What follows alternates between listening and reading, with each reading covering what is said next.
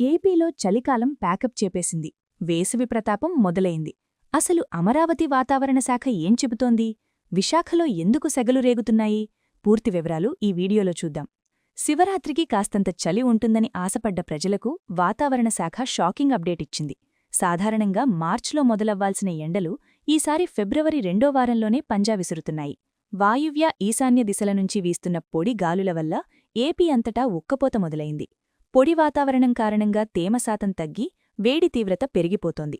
జిల్లాల వారీగా చూస్తే విశాఖపట్నంలో పరిస్థితి ఆందోళనకరంగా ఉంది. అక్కడ ఇప్పటికే అత్యధికంగా 35 డిగ్రీల ఉష్ణోగ్రత నమోదయింది. రాయలసీమలో అయితే సూర్యుడు ఇప్పుడే సెగలు కక్కుతున్నాడు. సాధారణం కంటే 4 డిగ్రీల అధిక ఉష్ణోగ్రత నమోదయ్యే అవకాశముందని అధికారులు హెచ్చరిస్తున్నారు. అంటే రాబోయే 2 రోజుల్లోనే ఏపీ వ్యాప్తంగా ఎండలు 2-3 డిగ్రీలు పెరగబోతున్నాయి. ఈ ఉక్కపోత తట్టుకోలేక జనం ఇళ్లలోనే ఉండాల్సిన పరిస్థితి వస్తోంది. పగటిపూట బయటకు వచ్చేటప్పుడు జాగ్రత్తలు తప్పనిసరి. ముఖ్యంగా పిల్లలు, వృద్ధులు అప్రమత్తంగా ఉండాలి. ఇలాంటి లేటెస్ట్ అప్డేట్స్ కోసం ఇప్పుడే కొలుగురి 24/7 న్యూస్ టీవీని సబ్స్క్రైబ్ చేసుకోండి.